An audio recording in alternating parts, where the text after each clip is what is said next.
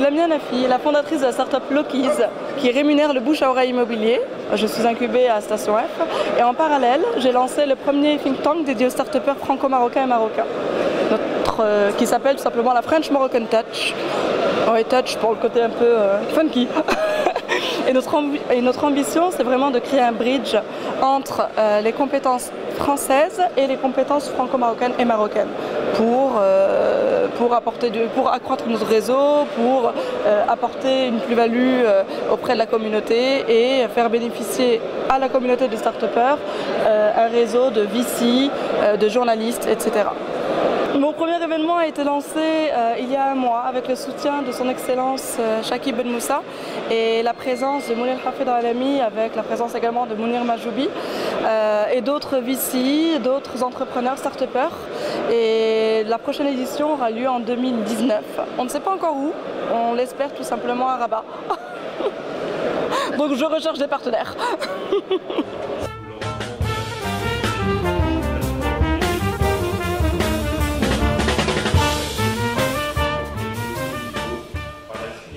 Bonjour, donc je m'appelle Youssef Balboul, je suis responsable d'un programme entrepreneuriat en France qui vise à détecter des compétences, des talents d'entrepreneurs qui ne manquent pas de créativité, ne manquent pas d'innovation, mais manquent souvent de certains éléments comme faire une étude de marché, lever des fonds, développer une stratégie.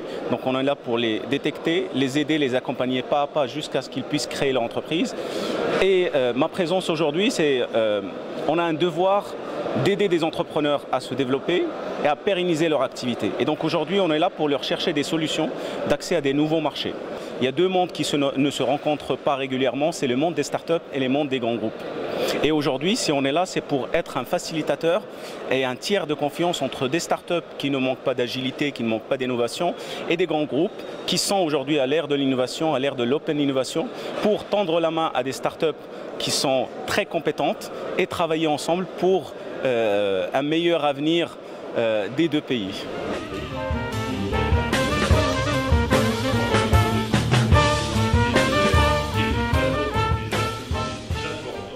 Meriem El Idrissi, je suis la présidente d'une association, association Loi 1901, qui s'appelle le Club des cadres marocains de France, qui réunit 12 000 membres aujourd'hui. Et nous sommes très heureux de notre présence aujourd'hui à ce premier atelier des experts marocains résidant en France, puisqu'on espère et on croit que cette première initiative lancée par le ministre chargé des Marocains résidant à l'étranger va déboucher sur des choses concrètes. Donc là, c'est un premier pas qui est franchi. Il y aura très certainement des conclusions à l'issue des discussions qu'on aura aujourd'hui autour de différents thèmes, puisqu'on va parler d'énergie, on va parler d'investissement, on va parler également de big data, de nouvelles technologies. Donc tous des sujets d'actualité et d'intérêt pour un pays en développement comme le Maroc. Moi, je me considère comme un produit, je dirais, très marqué par une double culture, à la fois marocaine et à la fois française. J'ai vécu, je suis née au Maroc, j'ai grandi au Maroc et puis ensuite j'ai poursuivi mes études supérieures et j'ai commencé ma vie active en France. Donc je suis attachée à ces deux référents, d'une part le Maroc et d'autre part la France, qui est un pays d'accueil, qui est aussi mon pays aujourd'hui. Et donc je crois que ce type d'initiative est vraiment un bon exemple pour favoriser justement l'amitié franco-marocaine.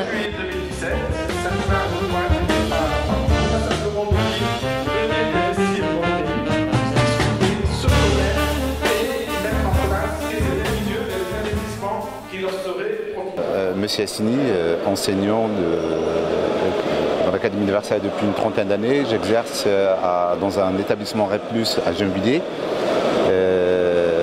Voilà, alors ça c'est ma première casquette. D'ailleurs, je reviens de Fès. On a signé un partenariat hier pour une coopération internationale entre un établissement scolaire à Fès et aussi entre notre collège Guy Môquet, d'où ce transfert de compétences locales marocaines et aussi nos compétences de nos élèves genevois. Juste pour donner un petit aperçu, j'enseigne dans un établissement, on a plus de 82 nationalités, alors le vivre ensemble et le partage d'expériences et aussi de compétences a tout à fait son sens. On se retrouve aujourd'hui pour éventuellement comment impliquer ces compétences DMDM dans le développement local du Maroc, mais aussi ce partage d'expériences. Les élèves, ils sont tous identiques. Les élèves, il n'y a pas de Marocains, il n'y a pas de Français. Et ce sont des élèves. Ce sont des élèves et énormément de talents, de compétences. Et ils sont là, ils ont besoin d'articulateurs. Et ces articulateurs, ce sont les enseignants ici, c'est les encadreurs aussi de là-bas.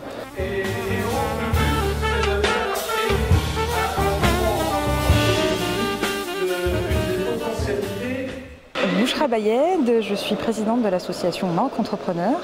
Il s'agit d'une association qui a été créée en 1999 à Paris pour accompagner les porteurs de projets qui souhaitent créer leur entreprise au Maroc et plus globalement en Afrique. Nous avons mis en place, mes prédécesseurs ont mis en place un programme qui s'appelle Tremplin Maroc en 2007 à travers lequel nous avons accompagné plus de 60 projets qui ont vu le jour au Maroc et dont 11 sont encore en vie.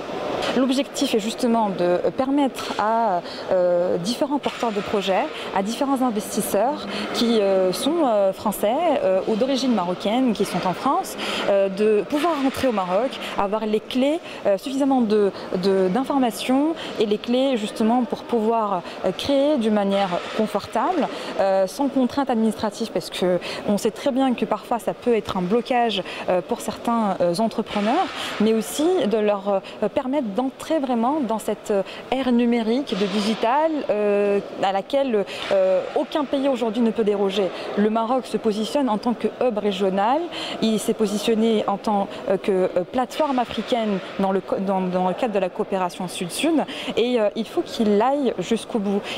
Sous l'impulsion de Sa Majesté l'Armand VI, plusieurs plans stratégiques ont été mis en place, plusieurs ambitions vraiment très confirmées ont vu le jour et je pense qu'il est important d'inclure les Marocains de France ou les Marocains du monde en France dans cette stratégie-là.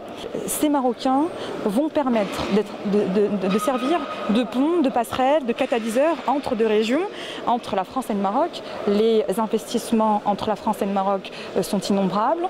Les partenariats cadres qui ont été signés sont de plus en plus confirmés, que ce soit dans la région de Tanger, que ce soit dans la région de Kénitra, que ce soit dans les différentes villes du Maroc. Et aujourd'hui, la France fait confiance au Maroc et le Maroc fait confiance à l'Afrique, à la France. Et donc, il faut que la France et le Maroc fassent confiance à l'Afrique aujourd'hui. Ce qui est important, c'est outil-là, et du coup, on va parler parce que c'est votre secteur, c'est le secteur qui vous intéresse, et c'est la représentante, la présidente de la fédération. Donc Ayoub Sabiri, en fait, je viens de Rouen.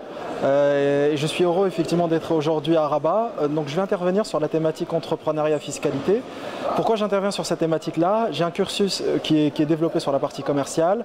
J'ai accompagné des startups ici au Maroc et je souhaite apporter effectivement cette expertise, ce savoir-faire, l'échanger avec nos confrères ici au Maroc. Il y a des experts scientifiques, des experts commerciaux et le but c'est d'apporter des idées concrètes pour innover, pour développer, pour tisser un relationnel ici au Maroc et à travers dans les différentes villes du Royaume.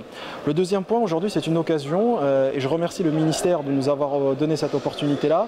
L'ambassadeur l'a rappelé ce matin. Aujourd'hui, le Maroc et la France, c'est un partenariat privilégié, que ce soit en termes économiques, en termes politiques. Et notre rôle en tant que franco-marocain, c'est d'apporter effectivement notre regard, notre savoir-être, notre expertise dans notre domaine d'intervention pour apporter davantage d'idées, pour apporter des solutions concrètes pour développer et tisser un relationnel sur le long terme. Donc aujourd'hui, qu'est-ce que vous attendez précisément de ces rencontres qui vont avoir lieu sur ces 2 jours ? Ce qu'on attend effectivement de ce congrès, c'est de partager des idées et de les mettre en pratique. Voilà, je pense que vous avez vu, il y a 12 thématiques qui vont être abordées, qui vont être débattues. On a la chance d'être entouré des experts et j'espère qu'on terminera effectivement ces 2 journées avec un feedback précis, des idées qu'on va mettre en place et qu'on va suivre sur le long terme. C'est une stratégie qui ne va pas dater sur 2 jours, c'est une stratégie qui va s'approvisionner sur 5-6 ans. Et notre rôle, voilà, c'est d'accompagner, d'étoffer et de se renseigner davantage et continuer à développer cette expertise sur le long terme. très bien. J'ai appris que ça se ferait dans différentes villes aussi. C'est pas du tout juste 2 journées uniquement.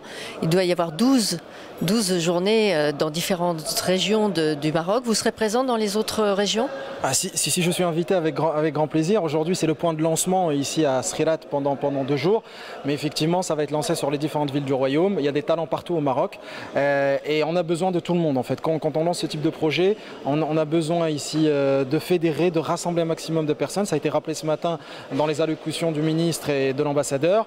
Et tout le monde est le bienvenu pour apporter ses idées et étoffer ce projet. Alors bon vent. Merci.